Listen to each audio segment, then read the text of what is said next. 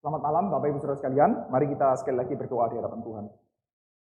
Bapa di dalam surga, kami berdoa memohonkan kepada Tuhan, kiranya Engkau membuat kami ini sungguh-sungguh bisa menyaksikan dan meresponi apa yang kami saksikan dengan ucapan syukur yang besar, karena kami memiliki imam besar agung yang bersyafaat dan syafaatnya akan senantiasa ampuh, karena didasarkan pada karyanya sendiri yang sempurna. Bimbinglah kami Tuhan, pada waktu malam hari ini kami boleh membaca beberapa bagian kitab suci, kami bukan sekedar mengerti, namun kehidupan kami boleh sungguh-sungguh dihidupkan kembali, kami boleh di-revive oleh pengenalan kami akan Kristus. Terima kasih Bapak. Dalam nama Tuhan kami Yesus Kristus kami bersyukur, kami berdoa. Amin. Ya, Bapak Ibu sekalian, tema kita pada malam hari ini adalah Kristus itu adalah imam yang seperti apa. Dan kita akan melihatnya secara khusus melalui percakapan yang ada di dalam kitab Ibrani. Saudara, minggu lalu kita sudah mencoba untuk bersama-sama melakukan rekonstruksi sederhana tentang jemaat Ibrani itu adalah jemaat yang model kayak bagaimana. Saudara sekalian, kalau kita membaca bagian-bagian kitab suci kita, khususnya surat, saudara, kita itu seperti kayak orang yang mendengarkan orang yang lagi telepon, saudara. Tapi tidak pakai speakerphone, ya. Kalau orang telepon itu kan kadang bisa pakai speakerphone kalau zaman sekarang. Kalau kita telepon pakai speakerphone, kita bisa mendengarkan dua arah. Saya ngomong apa, sana ngomong apa, kita bisa dengarkan. Tapi kalau kita telepon tanpa pakai speakerphone, saudara bisa mendengarkan satu sisi saja. Ketika kita bisa mendengarkan satu sisi saja, somehow kita tetap bisa melakukan rekonstruksi. Sono ngomong apa, sono punya problem apa, betul enggak? Rekonstruksinya mungkin tidak seakurat kalau kita bisa mendengarkan kedua belah pihak. Tapi kalaupun kita cuma bisa mendengarkan satu pihak, kita tetap somehow kadang-kadang bisa akurat tuh. Saudara, apalagi kalau tahu sedikit-sedikit konteksnya ya. Saudara, kalau misalkan ya mendengarkan ada Jerry lagi telepon, lalu suara di sana saudara saya dengar kayaknya suaranya perempuan deh. Lalu saudara mendengarkan kata-kata, enggak kok, aku masih tetap sayang sama kamu. Nah, saudara kira-kira bisa membayangkan tuh, kira-kira ada apa nih? Kita bisa tebak-tebak dan tebakan kita bisa salah enggak? Bisa sih, tapi juga bisa akurat. Kemungkinan akuratnya itu tidak kecil loh, apalagi kalau kita kenal Jerry itu seperti apa. Betul ya, saudara sekalian. Jadi, kalau kita membaca surat, itu seringkali juga demikian. Kita mendapati penulis sedang nulis surat. Surat ini tentu saja dibaca oleh orang tertentu atau sekumpulan orang-orang tertentu. Di dalam case kita adalah pembaca surat Ibrani, ya, pembaca surat Ibrani. Kita kasih begini dulu ya, pembaca surat Ibrani. Nah, dari tulisannya kita somehow bisa meraba-raba pembaca surat Ibrani ini kira-kira siapa dan sedang menghadapi apa. Yuk kita lihat, isi suratnya itu kira-kira seperti apa. Kita bisa melihat ada dua yang sangat mencolok di dalam surat Ibrani. Yang pertama, surat Ibrani ini pertama-tama berusaha untuk menunjukkan adanya paralel, ya, paralel antara perjanjian lama dengan Kristus. Paralel. Jadi Kristus itu tidak out of the blue. Dia tidak tahu-tahu muncul seperti yang banyak diperkenalkan oleh orang-orang yang pertama kali penginjilan ke orang lain. Saat ini kalau kita lagi penginjilan kepada orang lain, kan kita perkenalannya itu Kristus itu adalah out of the blue. Kita ngomongnya seperti ini. Hei, kita ini adalah orang berdosa ya, dan orang berdosa itu tidak bisa datang kepada Allah loh. Tapi orang yang berdosa tidak bisa datang kepada Allah itu bisa mendapatkan pertolongan melalui Allah yang menjadi manusia, yang tidak berdosa yang mengorbankan hidupnya bagi kita. Gak ada kaitan sama PL sama sekali, seperti kayak gak apa-apa. Itu yang kita seringkali lakukan, betul ya? Tapi penulis kitab Ibrani tidak melakukan cara seperti itu. Dia tidak memperkenalkan Kristus secara out of the blue. Dia memperkenalkan Kristus sebagai dia yang paralel dengan perjanjian lama. Saudara, kalau membaca dari surat Ibrani, kita akan mendapati dengan cukup jelas itu ya, bahwa nggak mungkin orang nggak ngerti PL membaca surat Ibrani. Ucapan-ucapan yang ada di dalam surat tersebut ya, bahkan ya, beberapa penafsir mengatakan bahwa cara homiletikanya, kita sudah melihat ya, jenis suratnya, kitab Ibrani itu adalah surat yang isinya itu seperti kayak homiletik, seperti kayak orang yang berkhotbah. Jadi jenisnya surat, tapi subjenisnya adalah khotbah. Dan cara khotbahnya itu pakai metode hermeneutik tertentu yang cukup umum di antara orang-orang Yahudi. Mirip kayak midrash, saudara. Jadi kita kan tahu ya, saudara, bahwa jangan-jangan kita nggak tahu bahwa orang berkhotbah itu ada metodenya, ada pakemnya. Nggak sekedar baca-baca Alkitab, merenung-renung, lalu ngomong. Enggak, saudara, ada pakemnya. Cara membaca Alkitab itu seperti apa, gitu ya. Kalau Anda dulu itu misalkan rajin ya, diinjili sama perkantas, misalkan ya. Itu kan diajari itu, PA PA induktif gitu ya, kan diajarin itu ya. Ada metodenya, membaca teks, lalu banding-banding kata dan lain sebagainya. Kalau kita perhatikan kitab Ibrani ini Saudara ya, metodenya dia menjabarkan PL itu mirip kayak midrash. Jadi kita bisa mendapati bahwa pembaca surat Ibrani tentu adalah orang-orang Yahudi yang sedikit banyak, tidak sedikit sih ya, cukup banyak mengerti perjanjian lama. Maka kita mendapati Kristus diparalelkan dengan PL. Hal-hal yang dianggap sangat utama di dalam PL diparalelkan dengan Kristus. Baik itu malaikat-malaikat, baik itu Torah, baik itu Musa, baik itu, ini mungkin agak kedekatan ya.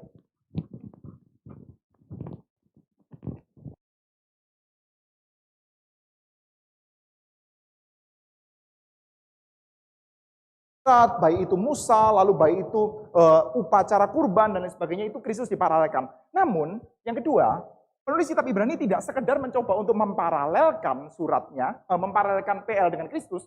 Penulis kitab Ibrani juga menunjukkan bahwa Kristus itu bukan cuma paralel, tapi Kristus itu supreme, ya, melintasi. Lalu kita juga mendapati beberapa petunjuk di dalam surat ini ya, bahwa mereka adalah orang-orang yang pernah mengalami penderitaan. Belum besar-besaran, belum sampai mencurahkan darah, belum sampai martir-martir. Minggu lalu kita sudah melihat ini ya. Tapi mereka sudah mengalami penderitaan, dan penderitaan mereka cukup konstan. Dan besar kemungkinan karena penderitaan itu mereka mulai kendor. Maka di dalam kitab ini ada catatan ya, jangan kamu menjauhkan dirimu dari pertemuan-pertemuan ibadah di dalam kitab ini, Saudara. Maka kita bisa kurang lebih lakukan rekonstruksi, kira-kira mereka ini siapa dan sedang mengalami apa. Ya, ini minggu lalu kita sudah sama-sama lihat ya. Nah, mereka ini siapa? Besar kemungkinan mereka adalah orang Yahudi Kristen. Mungkin kemungkinan besar di kota Roma sebelum tahun 70 Masehi. Jadi problem mereka adalah apa? Problem mereka adalah mereka itu lagi mulai suam-suam, lalu mulai ada kemungkinan untuk relapse. Mulai berpikir untuk murtad, dalam arti balik lagi kepada Yudaisme. Mereka sekarang jadi orang Kristen, gak punya tempat ibadah, rasanya aneh sekali. Sebagai seorang Yahudi tidak punya tempat ibadah, itu rasanya aneh sekali itu. Salah satu fitur utama dari keyahudian mereka adalah ibadahnya mereka. Nah, saya sempat mendengarkan PA kitab Ibrani yang lalu-lalu Saudara ya. Kan kita sudah pernah sama-sama membahas, saya lupa ya, Pak Tino atau Pak Romi yang bahas, saya agak lupa Saudara. Pokoknya sempat ada dikatakan bahwa kita itu identitasnya apa? Semestinya, ada kata-kata itu ya. Semestinya identitas kita adalah dari Kristus, tapi saat ini sebagian besar di antara kita mempunyai identitas bukan di sana. Seringkali identitas kita itu ada pada pekerjaan kita, kekayaan kita. Dan betul kan ya? Saudara kalau ditanya, Pak Eko itu siapa? Saudara menjawabnya apa? Orang yang ngomongnya cepet, enggak kan? Pak Eko itu siapa? Orang yang mukanya jelek, enggak kan? Ada yang ngomong begitu ya? Awas Saudara. Pak Eko itu siapa? Saudara akan ngomongnya apa Saudara? Pendeta itu. Berdasarkan apa? Apa yang dia lakukan? Jobnya. Job yang menghasilkan duit itu ya dia. Pak Arifin itu apa? Nah, mungkin sudah sebut apa? Saya tidak tahu ya. Kontraktor, misalkan begitu kan ya. Pak Abu itu apa? Pak Abu adalah supplier bahan makanan, misalkan begitu ya. Nah, kita melihat seseorang itu identitasnya berdasarkan apa yang dia kerjakan. Semestinya identitas kita adalah berdasarkan apa yang Tuhan lakukan. Kita itu siapa? Kristen. Karena apa? Karena apa yang telah dilakukan Kristus. Kan begitu sudah. Nah, orang-orang Yahudi nggak kayak kita. Orang-orang Yahudi sangat mendarah daging di dalam identitas mereka. Bukan apa yang mereka kerjakan, tapi ikat janji yang mereka miliki, Saudara. Dan khususnya bahwa mereka adalah orang-orang yang mengerjakan Torah. Yang beribadah kepada Tuhan. Maka ketika mereka jadi orang-orang Yahudi Kristen, dan mereka diusir keluar dari tempat ibadahnya mereka, yaitu bait suci, yaitu sinagog, mereka seperti kayak kehilangan jati diri. Saya ini siapa kalau saya tidak lagi beribadah? Kalau saudara nonton film Disney ya, Encanto judulnya, film bagus buat anak-anak gitu ya. Buat orang gede juga bagus ya. Itu orang itu sangat dikaitkan dengan his gifts, their gifts, gitu ya. Ada orang namanya Luisa, itu sangat dikaitkan. Kamu lihat saya adalah sebagai orang kuat. Atau Isabella, kamu lihat saya sebagai orang cantik. Atau kamu lihat saya sebagai apa? Nah, di dalam film itu berusaha untuk dikatakan, enggak demikian. Kamu adalah kamu lah. Kita itu menerima, mencintai kamu karena kamu adalah kamu. Bukan apa yang kamu lakukan. Indah juga ya, saudara. Nah, orang-orang Yahudi Kristen, ketika mereka dilepaskan dari identitas mereka sebagai orang yang beribadah di sinagog, punya Torah, itu bisa semacam kayak kehilangan identitas tuh. Maka mereka memikir-mikir, mulai terancam untuk relapse, untuk murtad dalam artian balik kepada Yudaisme. Maka di dalam kitab Ibrani ditekankan sekali bahwa kalau kamu relapse, itu kamu bodoh. Kalau kamu balik kepada Yudaisme, kamu itu konyol sekali. Kenapa? Karena Kristus itu pertama-tama paralel. Kristus itu bukan tidak ada hubungannya loh dengan PL, tetapi kedua, dia bukan cuman paralel, dia supreme. Jadi kalau kamu kepingin balik kepada yang lama, itu artinya kamu kepingin balik kepada yang lebih kecil. Dan salah satu, saudara, yang sangat ditekankan di dalam supremasinya Kristus adalah di dalam urusan imamat. Salah satu hal yang sangat dianggap penting oleh orang Yahudi adalah urusan imamat. Maka, saudara, urusan imamat ini dibahas secara sangat-sangat serius, saudara. Saudara, di dalam hukum Torah ya, di dalam hukum Taurat ya. Kita mendapat, saya bacakan aja ya, di dalam kitab ini ya, Bilangan misalkan ya, saya bacakan ya, di dalam kitab Bilangan.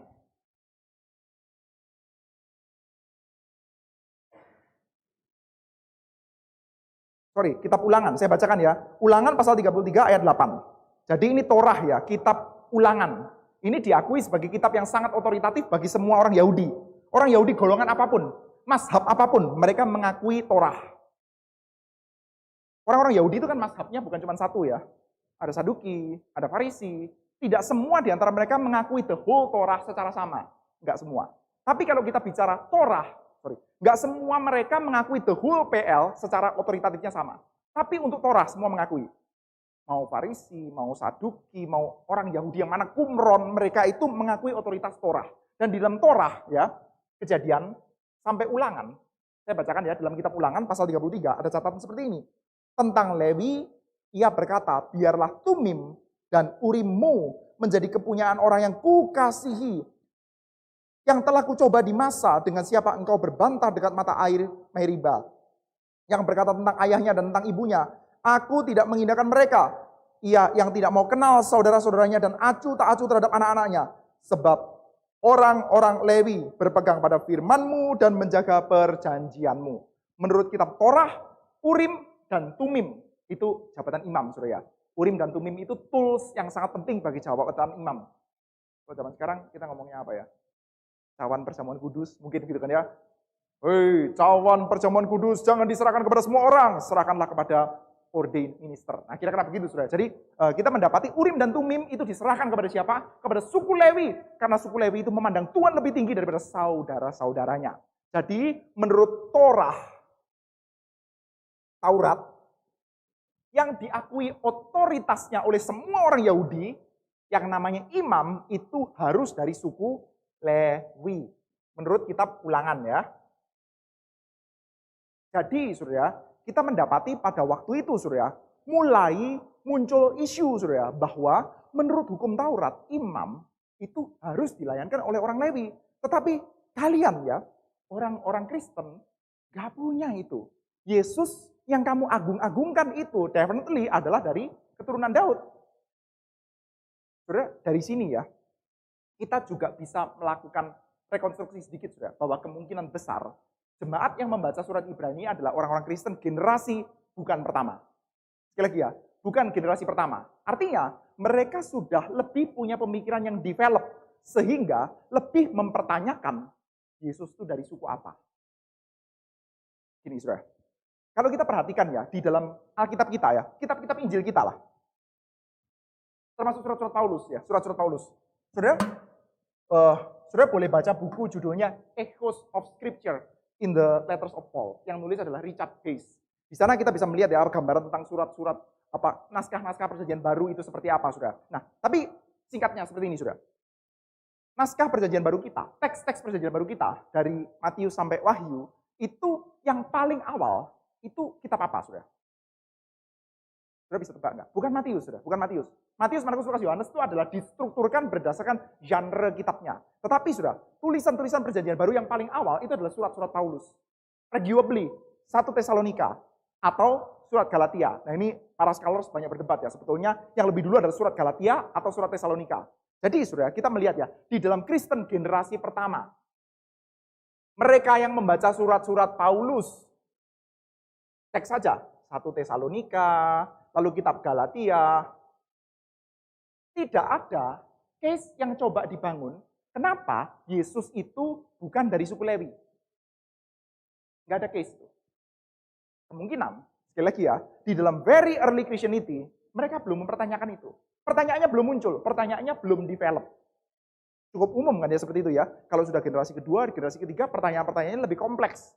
Setelah muncul permasalahan-permasalahan, kita kalau rapat pengurus kan juga bilangnya begitu ya. Kita mesti gini, mesti gini, mesti gini. Nanti ya setelah dijalankan betulan, ketemu masalah ini dan itu baru rapat lagi. Kan begitu ya. Nah sama saudara. Mula-mula mereka tahu adalah Kristus adalah penggenapan dari apa yang ada di dalam PL. Upacara kurban digenapkan dalam Kristus. Generasi kedua baru nanya tuh.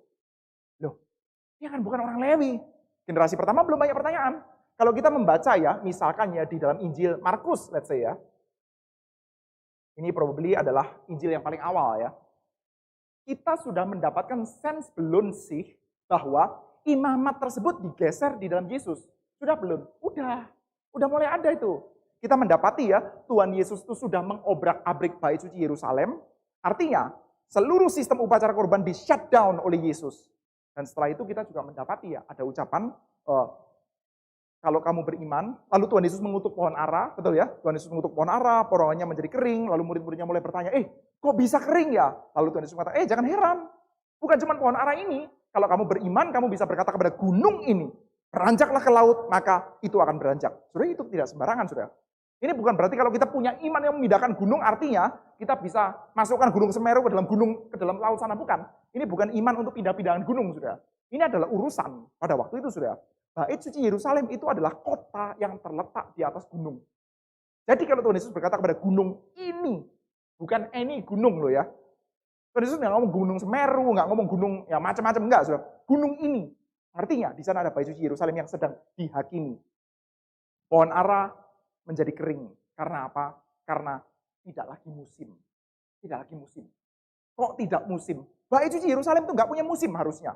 Senantiasa musim, harus senantiasa bisa menjadi tempat untuk orang untuk berdoa. Tapi ini bait suci Yerusalem kok bisa nggak musim? Kok bisa membuat orang nggak bisa datang pada Tuhan? Gentiles court ya, tempatnya orang-orang non-Yahudi untuk mereka berdoa, dipakai untuk berjualan. Susah kan saudara kalau saudara mau berdoa lalu di samping saudara ada orang berjualan. Oh Tuhan, 2.500 lah, kurang dikit lah, tambah dikit lah, pusing kita kalau lagi dengerin orang tawar-menawar gitu ya, karena pergi pasar itu pusing saudara. Nah ini Gentiles court. Gimana orang non-Yahudi bisa berdoa kepada Tuhan kalau di sampingnya orang tawar-menawar kayak begini? Maka Tuhan Yesus menghakimi bait suci Yerusalem, saudara. Kalau bait suci Yerusalem sudah dihakimi bagaimana?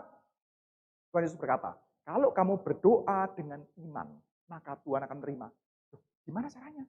Berdoa itu kiblatnya bait suci Yerusalem, nggak ada yang lain. Oh ada, sekarang kiblatnya bergeser kepada Tuhan Yesus.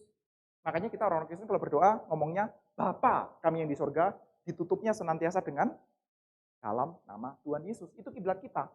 Jangan dibalik ya. Oh Tuhan Yesus kami bersyukur kepadamu, dalam nama Bapa kami berdoa, kebalik sudah. Teologinya kacau itu. Kadang-kadang kita ngajarin anak sekolah minggu itu karena kepingin lebih personal, kita ngajarinya, berdoanya pada Tuhan Yesus, demi nama Tuhan Yesus ya. Oh Tuhan Yesus, dalam namamu kami berdoa. Berdoa kepada Tuhan Yesus dalam nama Tuhan Yesus sendiri. Rada rancu itu, bingung saudara. Theologically speaking yang benar gimana saudara? Kita berdoa kepada Allah Bapa dalam nama Tuhan Yesus. Itu kiblatnya saudara. Tapi how? Bagaimana? Tuhan Yesus itu bukan orang Lewi kok. Nah di dalam Injil Markus, case-nya nggak diangkat saudara. Generasi pertama. Belum banyak mempertanyakan. Tetapi saudara kemungkinan pembaca surat Ibrani adalah dari generasi yang selanjutnya. Maka mereka mulai mempertanyakan, mulai develop pertanyaan saudara. Dan kita melihat ya di dalam kitab Ibrani, sudah dituliskan saudara. Di dalam Ibrani pasal yang ke-7 ya, saya bacakan pula ya. Saya bacakan bagi kita semua saudara ya. Bentar.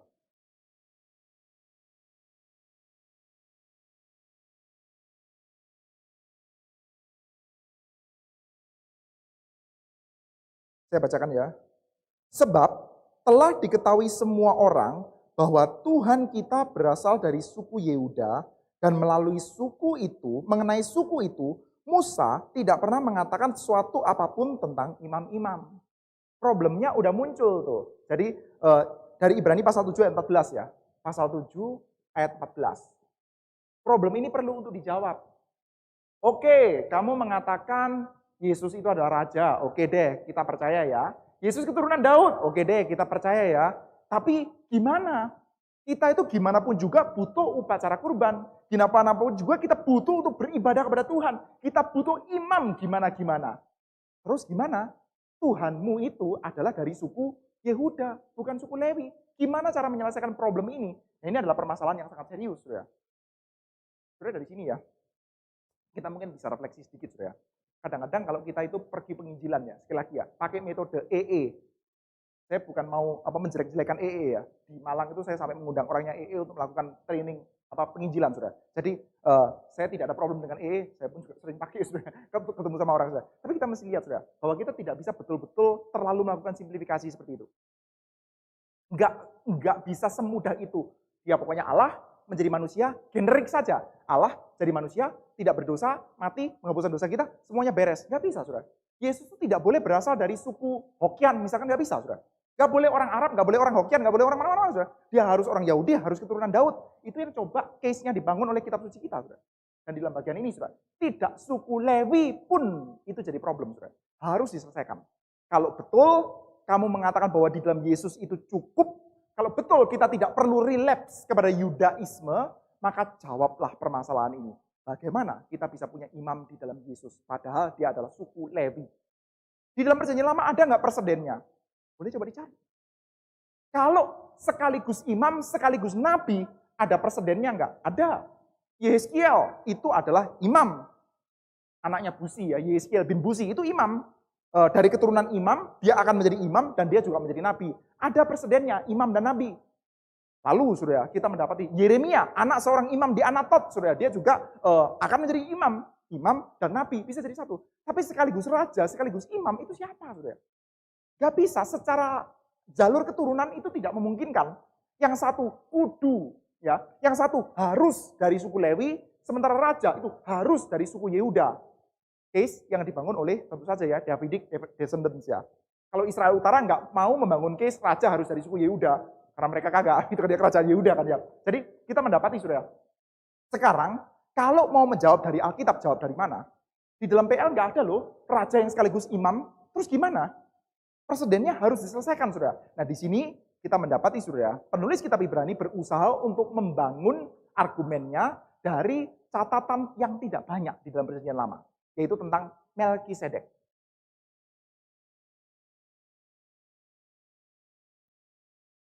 Penulis kitab Ibrani tidak ngarang-ngarang. Di dalam perjanjian lama memang ada. Di dalam kitab Kejadian yang dikutip oleh dia, lalu di dalam Mazmur pasal 110 yang dikutip oleh dia, memang ada itu Melkisedek, tetapi tidak banyak. Nah, kita akan coba lihat, saudara, bagaimana caranya dia membangun persedennya, saudara. Saudara, pertama, kita lihat dulu ya, Melkisedek itu siapa, saudara? Ini ada banyak perdebatan, saudara. Ada banyak scholarship debate ya berkenaan dengan Melkisedek itu siapa, saudara. Saya coba bacakan sedikit ya. Sebab Melkisedek adalah Raja Salem, ya. Dia adalah Raja Salem dan Imam Allah yang Maha Tinggi. Ia pergi menyongsong Abraham ketika Abraham kembali dari mengalahkan raja-raja dan memberkati dia. Kepadanya pun Abraham memberikan 1/10 dari semuanya. Menurut arti namanya Melkisedek adalah pertama-tama Raja Kebenaran dan juga Raja Salem, yaitu Raja Damai Sejahtera. Ia tidak berbapa, tidak beribu, tidak bersilsilah, harinya tidak berawal dan hidupnya tidak berkesudahan. Dan karena ia dijadikan sama dengan anak Allah, ia tetap menjadi imam sampai selama-lamanya. Siapa ini, saudara? Siapa ini? Ada banyak perdebatan, saudara. Sedikit spoiler, saudara. Spoiler yang agak tidak mengenakan. Perdebatan ini tidak betul-betul kita bisa jawab dengan yakin. Spoilernya nggak nyenengin ya. Tapi kita coba lihat ya beberapa alternatifnya, saudara. Yang pertama, saudara, ini divine figure. Kita tidak akan menganalisa satu demi satu, saudara ya, karena tujuan kita bukan ke sini. Penulis kitab Ibrani juga tidak berusaha untuk menunjukkan ini siapa kok. Jadi kita nggak usah berjalan lebih jauh daripada penulisnya kan ya. Ya, divine figure, tidak berbapa, tidak beribu, harinya tidak berawal, tidak berkesudahan, imam sampai selama-lamanya. Siapa kalau tidak bukan, kalau dia tidak ilahi itu siapa? Divine figure. Salah satu alternatifnya. Lalu alternatif kedua, ada pendapat yang mengatakan ini adalah Sem, saudara. Sem anaknya Nuh, saudara. Kita nggak usah menganalisa seluruh argumennya, saudara. Ada yang menganalisa ini adalah Sem. Ada juga yang mengatakan ini adalah malaikat. Ada yang mengatakan ini adalah ya manusia. Dia adalah manusia yang juga menjabat sebagai imam, tapi di luar orang Israel. Jelas saja pada waktu itu belum ada orang Israel, sudah. Abraham kan bapak patriarknya, bapak moyangnya orang Israel, sudah. Jadi ini adalah imam Allah. Dan orang Israel itu dilatih oleh Tuhan Allah untuk sadar dua hal. Pertama, bahwa Israel adalah umat Allah, itu mereka mesti perhatikan secara serius. Tetapi Allah Israel adalah Tuhan semesta alam. Jadi gak usah kelewat kaget kalau Tuhan Allah ternyata juga bekerja di luar Israel. Kira-kira begitu, saudara. Jadi pertama-tama ya, itu orang Yahudi ditekankan dua hal itu. Pertama, bahwa kamu adalah umat pilihan yang spesial. Ya, Israel itu sangat spesial. Mereka punya Torah, mereka punya bait suci, mereka punya promised land, Kanaan. Ini mereka sangat spesial. Mereka adalah umat pilihan Allah. Tapi Tuhan Allah mereka adalah Allah semesta alam. Pernah ada diskursus penting ya, ketika Tuhan Allah berbicara kepada Yunus ya. Yunus. Masa gue gak boleh sayang sama orang Asyur itu? Gak boleh sayang. Itu bangsa yang gede, lebih gede daripada bangsamu, Nus. Masa aku gak boleh sayang? Kamu boleh sayang sama pohon jarak. Masa saya gak boleh sayang sama orang ciptaan saya sendiri? Nus, jangan GR, kira-kira begitu kan ya. Pekerjaan Tuhan itu bukan cuma ada di Israel, dia juga bisa bekerja di mana-mana. Kita orang Geri perlu kembangkan sikap itu juga ya. Kita dipakai oleh Tuhan secara sungguh-sungguh serius, puji Tuhan. Tapi juga jangan pikir bahwa Tuhan tidak bekerja melalui gereja-gereja lain. Kita kakak regional 2 juta orang, puji Tuhan sudah. Harus kita sungguh-sungguh ucapkan syukur di hadapan Tuhan. Not to be taken for granted. Saat ini nggak gampang kita mau lakukan itu lagi. Hari ini tadi pagi sudah dapat kesempatan porsinya saya, karena tadi kita paruan, ya. Saya keparuan sama Ibu Nia dari CIT. Enggak paruan sih, saya makan porsi agak lebih banyak. Sorry ya. Kita cuma dikasih waktu 1 jam, sudah. Tapi ada kesempatan KKR regional lagi secara fisik. Itu, rasanya, sukacitanya besar sekali. Been a while, sudah lama sekali loh, saya nggak lakukan itu, sudah. Not to be taken for granted, sudah. 2 juta kita bisa lakukan itu, KKR regional itu mesti kita ucapkan syukur besar-besaran. Tapi, bukan berarti gereja lain nggak ada kerja apa-apa. Kita pergi ke regional 2 juta orang, itu ada sumbangsi dari gereja-gereja lain juga kan ya. Kita masuk ke dalam sekolah-sekolah Kristen, itu orang-orang jadi Kristen lewat siapa sudah? Ya lewat gereja-gereja lokal kan ya. Nah, kita mesti mengembangkan sikap itu. Orang Yahudi punya sikap itu. Pertama, mereka spesial. Mereka mengucap syukur kepada Tuhan atas pilihan Allah bagi mereka yang sangat spesial itu. Tapi Tuhan Allah juga bekerja melalui bangsa-bangsa lain. Bahkan sejak patriark mereka, bapak patriark mereka sangat hormat sudah. Founding fathers pertamanya Israel sudah. Abraham, Ishak, Yakub, founding fathers. Tapi bukan berarti Tuhan Allah tidak bekerja di tempat lain loh ya. Bagaimana dengan Ayub? Dan bagaimana dengan Melkisedek? Ya, Melkisedek. Jadi saudara, siapa ini? Ya dia manusia. Kenapa ditulis tidak berbapak, tidak beribu? Ya karena silsilahnya kita nggak punya.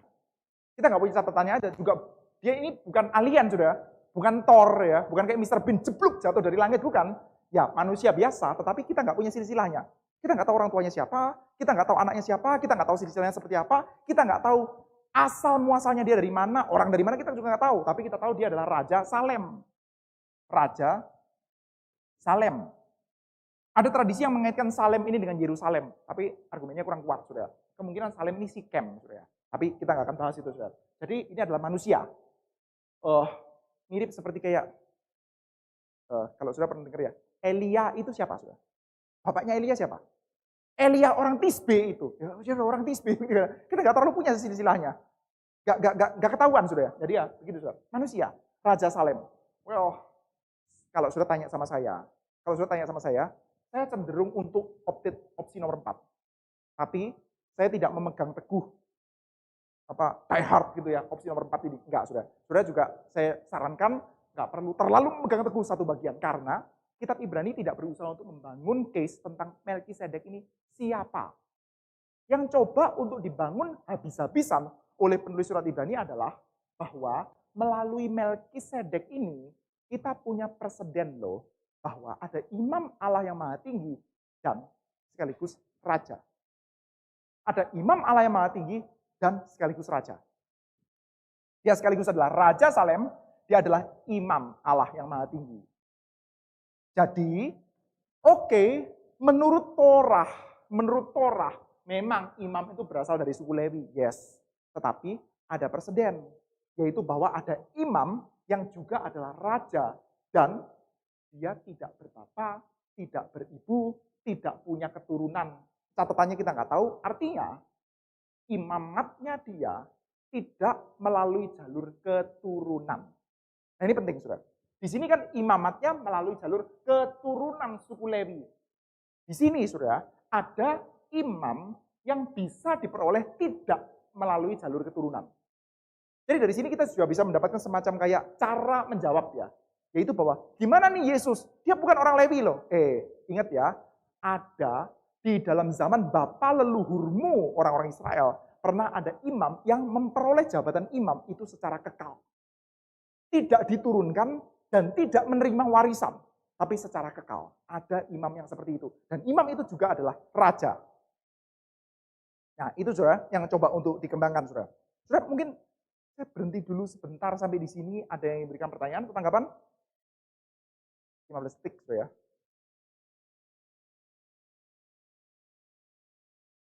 Nggak ada ya? Kalau nggak ada kita lanjutkan saudara. Saya bacakan pasal 7 ayat 9. Ini tadi semua yang dibaca kitab Ibrani pasal 7 saudara ya. Maka dapatlah dikatakan bahwa dengan perantaraan Abraham, saya bacakan sebagian sebelumnya. Tetapi Melkisedek yang bukan, mulai ayat 4 saja. Camkan betapa besarnya orang itu yang kepadanya Abraham, bapa leluhur kita, memberikan 1/10 dari segala rampasan yang paling baik. Dan mereka dari anak-anak Lewi yang menerima jabatan imam mendapat tugas menurut hukum Taurat untuk memungut perpuluhan dari umat Israel. Nah ini sekali lagi case untuk imamat Melkisedek ya. Coba dibacakan aja pelan-pelan ya. Supaya kita bisa mengikuti argumennya. Minta tolong Pak Robi bacakan pasal 7 ayat 5. Pasal 7 ayat 5.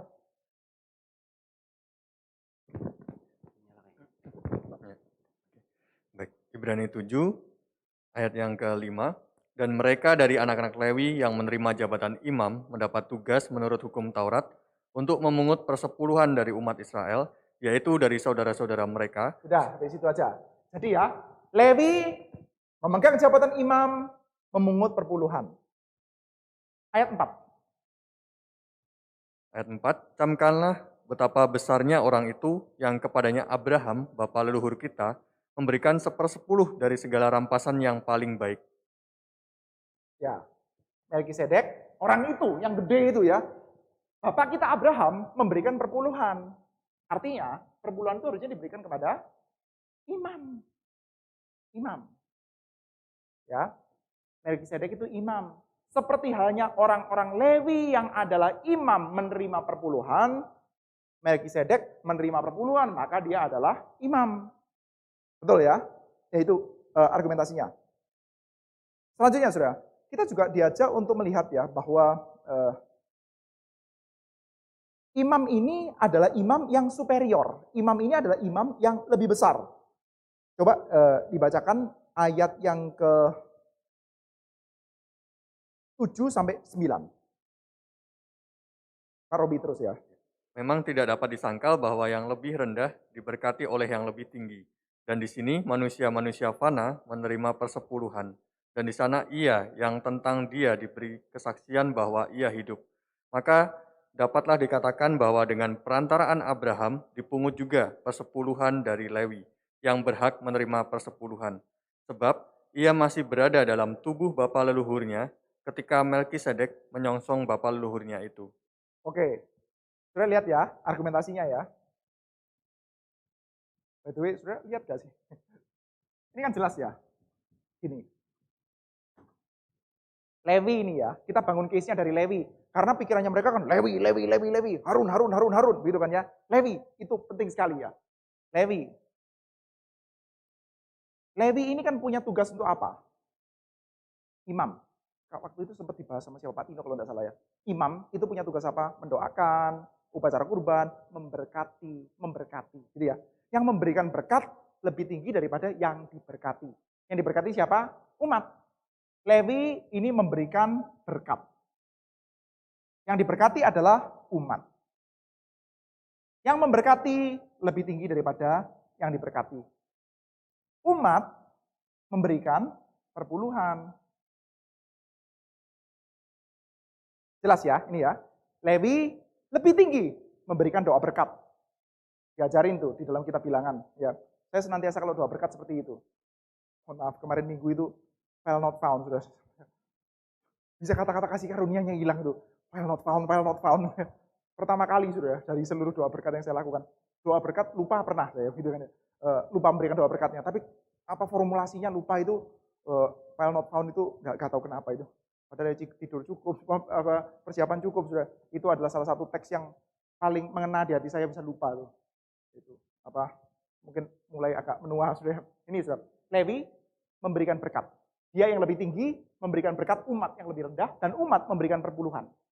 Sekarang sudah, penulis kitab Ibrani, coba diulang lagi ayat 9. Maka dapatlah dikatakan bahwa dengan perantaraan Abraham dibungut juga persepuluhan dari Lewi yang berhak menerima persepuluhan. Oke.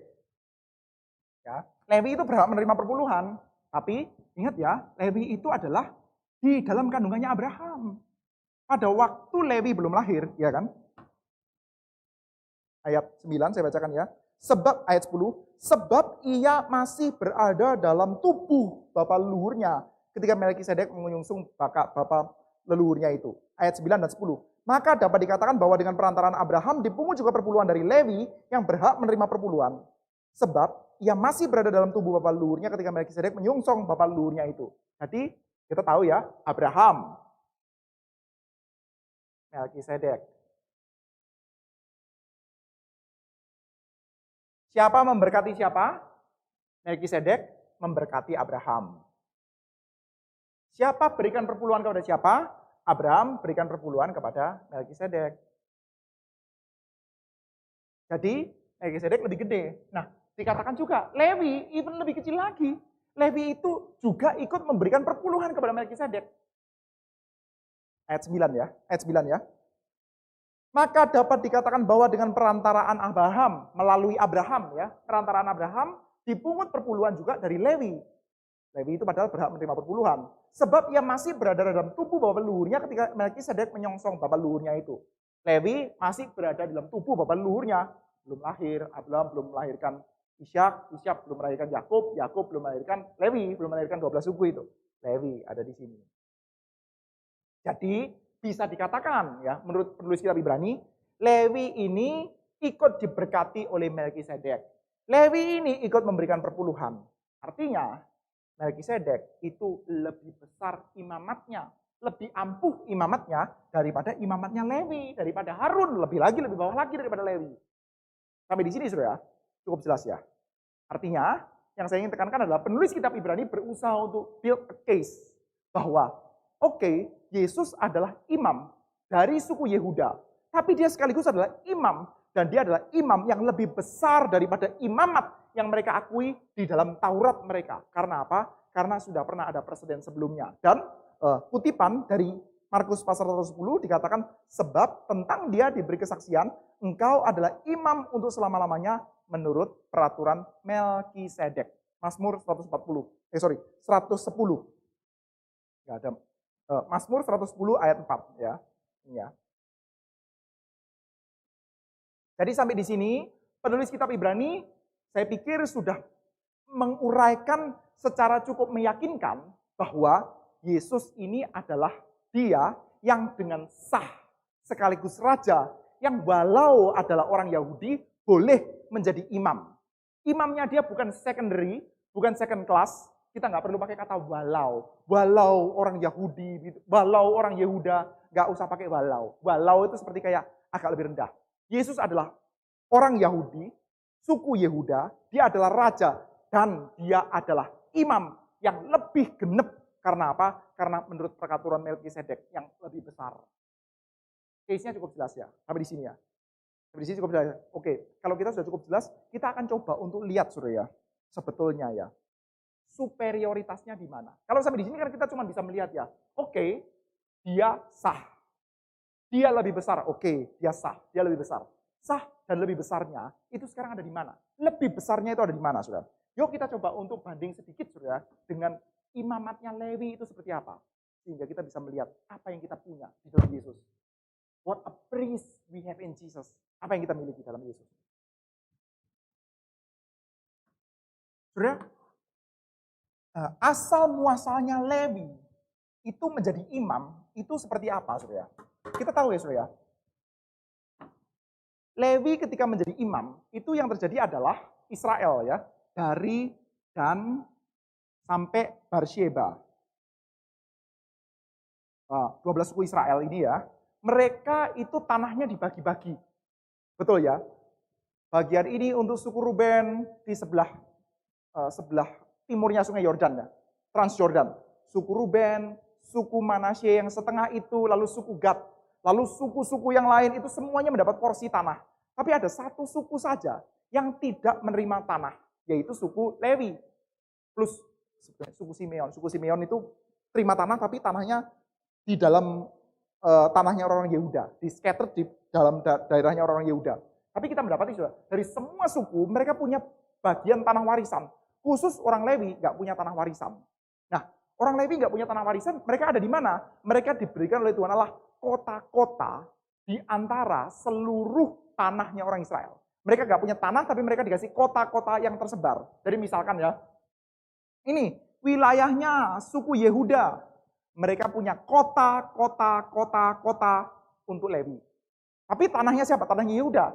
Suku Gad, mereka punya kota-kota Lewi. Suku apa punya kota-kota. Suku-suku mereka punya kota-kota untuk Lewi.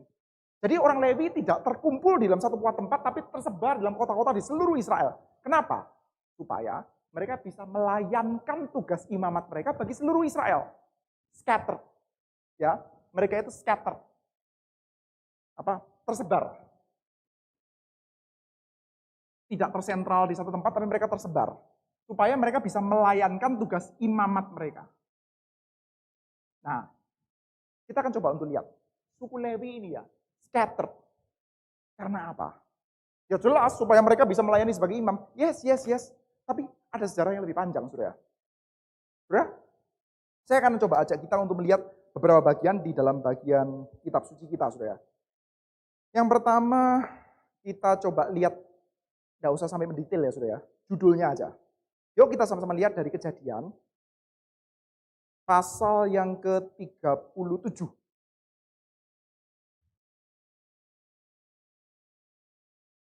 Sorry, saudara. Bukan Kejadian 37.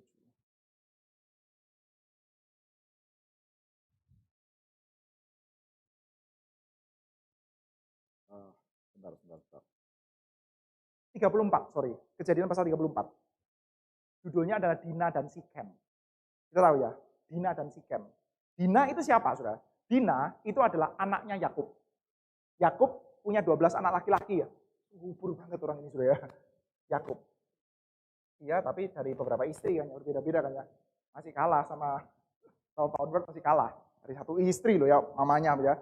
Yakub dari Rachel, dari Lea, lalu dari Bilha, Zilpa, 12 anak laki-laki. Tapi ada satu anak perempuan namanya Dina. Nah, Dina ini sudah ditaksir sama Sikem. Ini semua ada dalam Kejadian pasal 34. Ditaksir sama Sikem. Nah, Sikem itu memperkosa Dina. Cuman memperkosa bukan sekedar karena nafsu, tapi memperkosa karena cinta, saudara.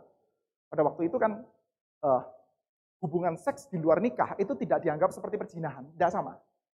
Perzinahan itu bukan every sex non-marital sexual relationship, enggak senantiasa. Jadi ketika ada seorang laki-laki dan seorang perempuan sama-sama belum menikah, lalu mereka melakukan hubungan seksual, mereka tidak dihitung sebagai orang berzina. Berzina itu kalau adalah seorang laki-laki bersetubuh dengan seorang perempuan yang adalah suaminya orang lain, baru itu berzina. Kalau sama-sama perawan dan perjaka, mereka berhubungan seks di luar nikah, hukuman wajibnya adalah laki-laki punya kewajiban untuk mengawini. Kalau perzinahan dihukum mati itu. Tapi ini enggak, saudara. Kewajibannya adalah untuk menikahi. Perempuannya boleh enggak mau, saudara. Ini boleh jadi case. Harap enggak usah terjadi, saudara. Tapi kalau terjadi dalam gereja kita, saudara, kalau sampai terjadi di mana, saudara? Kalau sampai ada terjadi orang yang ngomongnya kecelakaan, saudara, enggak harus menikah. Enggak harus menikah. Kalau akhirnya bisa menikah dan baik sih, nice, saudara. Tapi tidak wajib untuk menikah, saudara. Kita bisa bayangkan ya, kalau ada seorang perempuan, saudara, harus menikahi seseorang yang tidak bisa mengontrol, saudara. Kan agak bahaya juga ya. Tidak ada kewajiban. Tapi kita nggak mau bahas itu, saudara. Kita PA, saudara. Ini bukan kelas pernikah, saudara. Nah, Sikem memperkosa Dina, Tapi bukan sekedar karena nafsu. Dia setelah itu kepengen untuk menikah, saudara. Kepengen untuk menikah sama Dina. Lalu setelah sungguh-sungguh tanya gimana caranya menikahi Dina. Tapi saudara, saudara-saudaranya Dina itu emosi, saudara. Kurang ajar ya. Kamu berani ngebully adik kita. Kamu berani macam-macam sama properti kita. By the way, anak perempuan itu adalah properti, saudara. Maaf ya. Anak perempuan itu dianggap sebagai properti dari bapaknya, saudara. Jadi kamu berani-beraninya melanggar the property of Jacob. Kamu pandang apa kami, anak-anaknya yang laki-laki ini? Kalau sekarang kamu bisa ngebully-bully kita, wah itu bahaya tuh. Jangan diterus-terusin. Banyak kan ya, terjadi di mana-mana, saudara. Kalau bully-bully kecil itu dilakukan, itu mungkin testing the water, saudara. Di mana-mana itu orang itu kan banyak testing the water, saudara. Anak-anak ya, kalau ngelanggar ucapannya orang tua kan juga testing the water dulu kan, saudara. Coba tak langgar sekian, kena hukuman enggak? Kalau telanggarnya seperti ini, anak-anak itu kan ngecek ya. Kamu berani begitu lagi tak hukum. Ayo, bilang, say thank you. Gak mau. Tak hukum loh ya, tetap gak mau.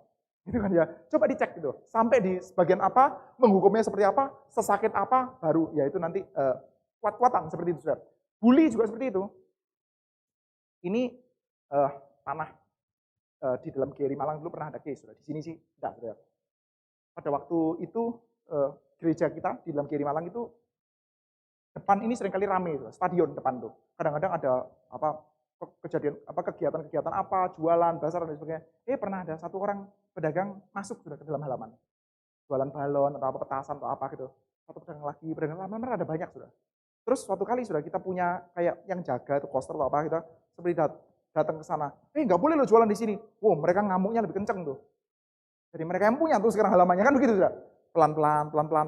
Sekarang kamu pelan-pelan berani melanggar adik kita Dina, ini properti kita. Nanti lama-lama kita Israel bisa bahaya ini.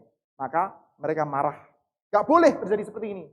Terus gimana? Kita mesti balas dendam. Nah, otak dari pembalasan dendam itu, dua orang anaknya Yakub. Yang satu namanya Simeon, yang satu namanya Lewi. Dua-duanya anaknya Lea, saudara. Ruben, Simeon, Lewi, Yehuda. Ini Simeon dan Lewi, saudara. Udah, kita bikin trik gini aja. Kita hajar mereka semua. Gimana caranya? Kita bilang gini, kamu kepengen menikahi adik kita? Iya. Tapi kita ini orang-orang bersunat. Kita tidak menikahkan adik kita kepada orang tak bersunat. Oke, kalau gitu gimana caranya? Sunat semua laki-laki. Semua laki-laki sunat. Pada waktu mereka semuanya sunat, sudah belum pulih. Sunat kan pada waktu itu tidak seperti sekarang, sudah. Pulihnya lama ya, pulihnya lama. Nah, pada waktu sunat, semua laki-laki, tentara semuanya sunat, mereka lagi belum pulih, diserang, sudah dihabisi semua, sudah. Maka, pada waktu itu sudah, Tuhan Allah marah. Dan melalui Testament of Jacob ya, melalui ucapan Yakub ya, oracle-nya Jacob, sudah ya, bapaknya itu ya, firman Tuhan, saya coba bacakan dari Kejadian pasal 49, ada ucapan seperti ini. Kejadian pasal 49 ayat 5. Simeon dan Lewi bersaudara. Senjata mereka ialah alat kekerasan. Jangan kiranya jiwaku turut dalam permufakatan mereka. Jangan kiranya rohku bersatu dengan perkumpulan mereka. Sebab dalam kemarahannya mereka telah membunuh orang. Dan dalam keangkaraannya mereka telah memotong urat keting lembu. Terkutuklah kemarahan mereka sebab amarahnya keras. Terkutuklah keberangan mereka sebab berangnya bengis. Aku akan membagi-bagikan mereka di antara anak-anak Yakub dan menyerakkan mereka di antara anak-anak Israel. Jadi saudara, asal muasal Lewi dan Simeon gak punya tanah yang tersentralisasi. Mereka akhirnya scatter gara-gara apa saudara? Gara-gara dosa ini. Mereka dikutuk oleh Tuhan Allah melalui Yakub ya, di dalam testamentnya mereka bahwa Simeon dan Lewi harus scattered. By the way saudara, kalau kumpulan manusia-manusia yang hot-headed, saudara. Kepalanya kayak pentol korek, saudara. Panas tuh, gesek sedikit nyala, saudara. Pentol korek kan seperti itu, saudara. Kalau dalam film Inside Out itu anger. Saudara ada yang nonton film Inside Out? Ya? Filmnya Disney Pixar, saudara. Itu film menarik juga. Ya. Itu kayak pentol korek, saudara. Lewi itu kayak pentol korek, saudara. Senggol sedikit nyala, saudara. Kalau kayak begituan dikumpulin jadi satu, itu bisa gampang perang, saudara. Ngeri itu, suku seperti itu, saudara. Maka, saudara, suku Lewi dikatakan oleh Yakub, suku ini ya, kemarahannya bengis, berangnya itu menakutkan. Aku harus scattered mereka, gak boleh dikumpulkan, dapat satu warisan tanah tersendiri. Maka mereka itu scattered sebetulnya, awal-awal tersebar. Karena apa? Karena kutukan. hukuman karena dosa, saudara. Tapi saudara, Tuhan Allah kita itu kan Tuhan Allah yang redemptif ya. Dia menebus saudara. Dan kita mendapati ya di dalam kitab Keluaran. Nggak terlalu mengherankan juga ya. Di dalam kitab Keluaran ya, di dalam peristiwa patung lembu emas. Kita tahu ya. Dalam peristiwa patung lembu emas, saya bacakan aja ya supaya agak lebih jelas. Keluaran pasal yang ke-32.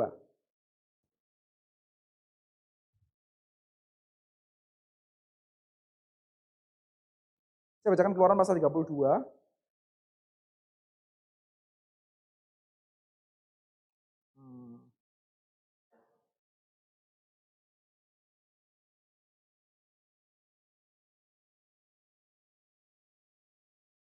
Bentar ya. Iya, saya bacakan yang mulai dari ayat 25. Keluaran 32, mulai dari ayat 25. Ketika Musa melihat bahwa bangsa itu seperti kuda terlepas dari kandang, sebab Harun telah melepaskannya sampai menjadi buah cemooh bagi lawan mereka, maka berdirilah Musa di pintu gerbang perkemahan itu setelah berkata, siapa memihak kepada Tuhan, datanglah kepadaku. Lalu berkumpullah kepadanya seluruh Bani Lewi. Berkatalah ia kepada mereka, beginilah firman Tuhan Allah Israel, baiklah kamu masing-masing mengikatkan pedangnya pada pinggangnya, dan berjalanlah kian kemari melalui perkemahan itu dari satu pintu gerbang ke pintu gerbang, dan biarlah masing-masing membunuh saudaranya dan temannya dan tetangganya. Bani Lewi melakukan seperti yang dikatakan Musa pada hari itu. Tewaslah kira-kira 3.000 orang dari bangsa itu. Kemudian berkatalah Musa, baktikan dirimu mulai hari ini kepada Tuhan, masing-masing dengan membayarkan jiwa anaknya laki-laki dan saudaranya, yakni supaya kamu diberi berkat pada hari ini. Saudara, di satu sisi kita melihat ini positif ya. Positif ya. Orang-orang Lewi memihak kepada Tuhan, membunuh orang-orang yang bikin patung lembu emas itu, menyembah patung lembu emas dengan gila-gilaan seperti itu. Positif, saudara. Tapi di sisi yang lain sudah boleh coba membayang-bayangkan juga, saudara. Kira-kira ya, kita coba sedikit rekonstruksi kejadiannya, saudara. Lewi disuruh pegang pedang, masuk dalam perkemahan, habisi orang-orang yang menyembah patung lembu emas itu. Yang dihabisi itu, saudara. Kira-kira gimana, saudara? Kamu menyembah patung lembu emas ya? Iya, saya bunuh kamu. Silakan. Trot. 3.000 orang mati loh, saudara. 3.000 itu, men. Banyak sekali loh 3.000 itu. Saudara, Israel tuh keluar dari Mesir. Jumlah manusianya berapa orang, saudara? Catatan kitab suci kita, 600.000 laki-laki. Maka kalau patung ngomong kan bisa sampai 2 juta orang. Tapi saudara, angka ini banyak diperdebatkan sebetulnya, saudara. Agak sedikit sulit untuk kita rekonstruksi sampai jadi 600.000 laki-laki itu. Kalau kita coba rate ya, pertama-tama mereka datang di tanah Goshen 70 orang, lalu beranak pinak sampai berapa generasi. Jadi 600.000 itu rada sulit, saudara. Tapi apakah Alkitab salah? Tentu saja Alkitab tidak salah. Lalu gimana, saudara? Nah, kata ribu. Kata yang diterjemahkan oleh Alkitab kita, saudara, ribu. Ini kalau bahasa Mandarin apa?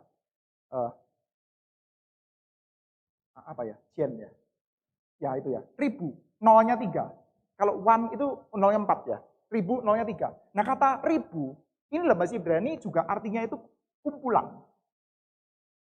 Kadang-kadang itu ditunjukkan seperti kayak satu ekor lembu, saudara. Lembu itu kadang-kadang dipakai sebagai kayak kepala kawanan, saudara. Jadi 600.000 laki-laki itu bisa juga diartikan 600 kumpulan laki-laki. 600 grup laki-laki. Satu grupnya nggak tentu 1.000, saudara. Jadi angkanya itu variatif, saudara. Angka yang paling kecil ya, angka yang paling kecil itu 30.000. 30.000 laki-laki. Angka yang gede sekali ya 600.000. 30.000 ini bukan yang paling kecil sih. Ada yang lebih kecil lagi. Tapi kita mendapati, saudara, andai kita pakai angka kecil, saudara. Andai kita pakai angka kecil, saudara. 30.000 laki-laki. Mati 3.000 itu 10%, saudara. Kita bayangkan kalau orang Indonesia, saudara, mati 20 juta orang, saudara. Riot, saudara. Orang Lewi menghabisi 3.000 orang. Crazy, saudara. Kok bisa, saudara? Kok bisa? Jawabannya, karena mereka Lewi. Lewi, saudara. Megang pedang bunuh orang itu kayak, ya ada orang tertentu yang memang kayak punya bakat aja, saudara. Bakat jagal-jagalan tuh. Tambah seperti itu, saudara. Kalau enggak gimana caranya, saudara? Lewi itu jumlahnya berapa, saudara? Menghabisi 3.000 orang itu apa enggak terjadi rakyat, saudara? Apalagi ya, mereka itu kumpulan bangsa yang secara tradisional itu kan apa ya, tribal nation seperti itu ya. Kumpulan suku-suku yang berbeda-beda itu kan gesekan gampang sekali, saudara. Dan ini suku loh, saudara. Satu suku menghabisi semua suku, saudara. Menghabisi orang-orang dari suku-suku yang berbeda-beda, saudara. Ini kan gimana caranya, saudara? Well, kita bisa katakan itu dalam penyertaan Tuhan, amin. Saya percaya itu sepenuhnya, saudara. Tetapi, saudara, humanly speaking, kita juga melihat, saudara, Lewi itu pasti adalah bangsa yang tidak sembarangan memang. Ketika dia pegang pedang, itu memang mahir, ya. Rada jago itu, rada nyayat-nyayat orang itu rada mentalitasnya orang, saudara, itu lain-lain, saudara. Saya diceritain, saya punya teman siapa, saudara. Orang tuanya itu kalau tidak salah tinggal di Bengkulu, saudara. Saya lupa ya, teman yang mana itu. Dia bilang ya, orang tuaku itu sering melakukan olahraga berburu. Jadi nembakin rusa, berburu binatang-binatang gede. Dan orang ya, yang punya kebiasaan berburu binatang-binatang besar itu ya, mentalitasnya rada lain. Kamu duduk di sampingnya dia itu kayak ada aura yang berbeda gitu. Aura membunuhnya agak ada begitu ya. Saya kan paling banter tuh membunuh tuh nyamuk, kecoa gitu kan ya. Auranya lain, saudara. Bersahabat, yang bisa dipites-pites yang kecil-kecil. Begitu lihat binatang agak gede dikit udah mulai agak ketakutan begitu kan ya. Tapi kalau biasa berburu rusa itu lain, saudara. Berantem sama orang juga lain, saudara. Jadi Lewi itu somehow ya punya kayak begituan lah. Bukan jagal. Dikumpulin jadi satu, yes, disertai Tuhan, yes, tentu saja. Kita percaya itu, saudara. Tapi dia menghabisi 3.000 orang Israel hari itu, saudara. Dan Tuhan berkati. Karena apa? Karena memang mereka berdosa ya. Sekali lagi ini memang adalah perkenanan Tuhan, saudara. Jadi kita mendapati sejak itu ya, Lewi, saudara. Di satu sisi hukuman tetap jalan, mereka tetap scatter, tetap hukuman tetap jalan. Mereka nggak dikasih satu tanah tertentu, hukuman tetap jalan. Tetapi saudara, mereka sekarang ditebus, yaitu mereka tidak punya tanah loh. Tapi Lewi jangan bersedih, karena kamu mengutamakan Tuhan lebih daripada saudaramu. Kamu tidak punya warisan tanah, tapi kamu punya warisan yang lebih indah lagi, yaitu apa? Melayani Tuhan. Saudara bisa mengangguk-angguk, tapi ini agak susah loh, saudara. Saudara punya tidak mendoakan, saudara. Bayangkan satu buah keluarga, saudara. Keluarga siapa ya? Siapa ya? Gini ya. Ini bukan inisial ya, saudara. Ini bukan inisial. Pada waktu dia mau meninggal, anaknya kumpul. Anaknya B, C, D, E, kumpul. B, Papa sudah persiapkan buat kamu perusahaan di sana. Ya, tidak gede-gede banget. Itu omsetnya setahun 200M. Kan begitu. C, kamu dapat ini. D, kamu dapat ini. E, kamu anak bungsu. Mulai dulu kamu paling tak sayang. Sejak lahir kamu tak buat mainan paling tak sayang kamu. Oleh karena itu aku memberikan kepadamu bagian yang terbaik. Apa itu, Pak? Aku wariskan kepada kamu iman. Cinta kepada Tuhan. Saya bikin lagu himne khusus buat kamu nyanyikan supaya imanmu makin dekat dengan Tuhan. Kira-kira gimana? Puji Tuhan. Itulah bagian yang terbaik. So kalau jadi gimana? Mungkin nggak mau puji Tuhan, saudara ya. Well, itu Lewi, saudara.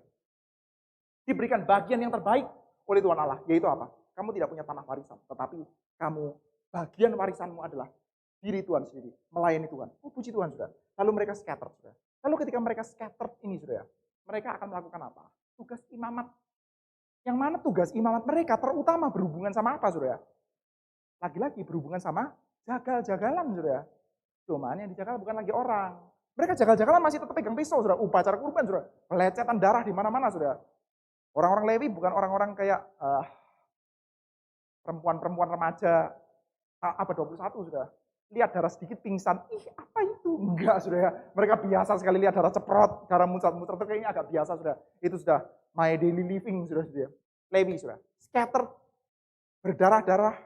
Tapi, saudara, mereka tahu, saudara, upacara kurban ini adalah untuk urusan penghapusan dosa. Saudara, di dalam kitab Keluaran tadi ya, yang tadi kita baca ya, ada catatan seperti ini kan ya. Ini ya.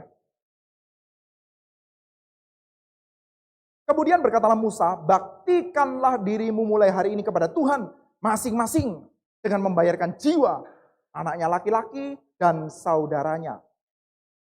Bunuh-membunuh kan ya. Habisi itu orang-orang berdosa. Yang berdosa, cupratkan darahnya. Bunuh mereka, habisi mereka. Lalu supaya kamu diberi berkat pada hari ini. Dosa, darahnya ditumpahkan, tugasnya orang Lewi. dosa, menumpahkan darah, bloodshed ya, tumpahkan darah, mengenyahkan dosa, supaya kamu mendapat berkat. Ini. Pertama-tama Keluaran pasal 32, dengan membayarkan nyawa saudara-saudaramu yang berbuat dosa itu. Setelah itu, subsequently, setelah mereka menjadi imam, dengan darah binatang. Tapi sekarang saudara dan saya punya imam yang tidak menurut peraturan ini, nggak pakai peraturan ini.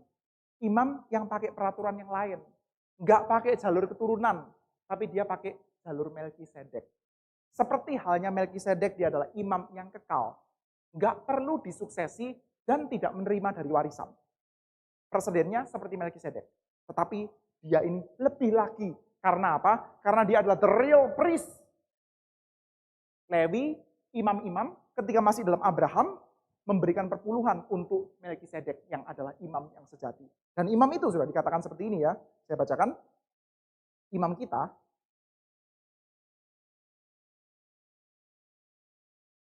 sebab imam besar yang demikianlah yang kita perlukan, yaitu yang saleh tanpa salah tanpa noda, terpisah dari orang-orang berdosa, lebih tinggi daripada tingkat-tingkat sorga.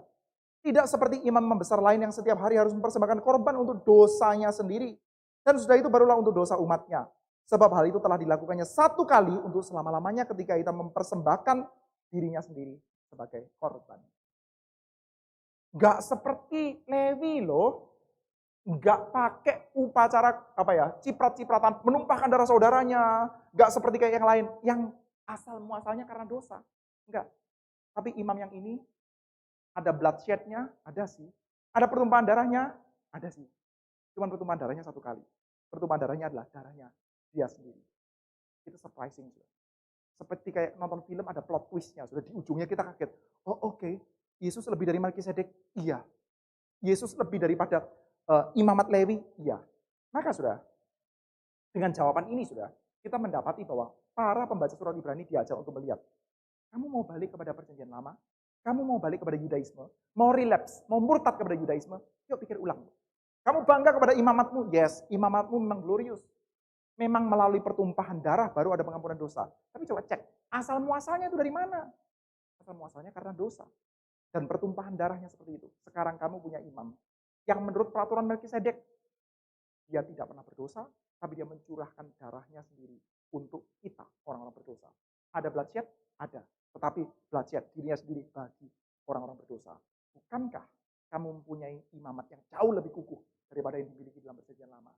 Dan kalau adalah imam seperti itu yang kita miliki, kira-kira ya, how should then we live? Ini judul buku, judul bukunya Francis Schaeffer, Saudara, kalau kita punya view, imamat yang tidak sempurna itu ya, yang lain dikorbankan supaya saya dapat berkat. Yang berdosa saya habisi supaya saya dapat berkat. Binatang dihabisi supaya saya dapat berkat. Mentalitas kita kira-kira seperti apa? Sementara kalau kita punya, dia mengorbankan diri untuk yang mestinya mendapatkan kutukan. Mentalitas kita seperti apa? Kita orang Kristen mestinya nggak punya mentalitas korbankan orang lain supaya saya. Mentalitas kita adalah karena imam besar kita, bukan seperti yang ada dalam PL loh ya, bukan seperti yang mengorbankan yang lain untuk saya selamat loh ya, tapi imam kita adalah yang memberikan dirinya sendiri untuk orang berdosa. Di satu sisi kita punya dasar yang sangat kukuh, kita punya kepastian yang sangat kuat di dalam Kristus. Di sisi yang lain ada challenge, ada tantangan. Kalau betul imam besar seperti itu yang kita ikuti, kira-kira hidup kita seperti apa? Saya akan menutup ini dengan mengajak kita untuk bersama-sama membuka buku pujian kita, lagu nomor 140.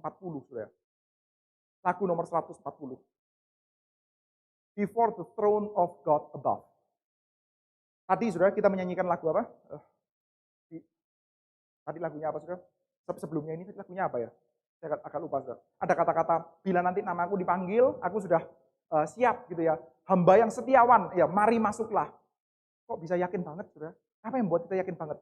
Yang membuat kita yakin banget ini Karena di hadapan tahta Allah yang suci itu, kita punya satu imam besar agung yang senantiasa akan membela kita. Imam, kita itu punya pengacara yang tidak perlu disogok. Pengacara di dalam dunia ini, hakim-hakim dalam dunia ini kadang-kadang bisa disogok. Hakim sorgawi nggak bisa disogok.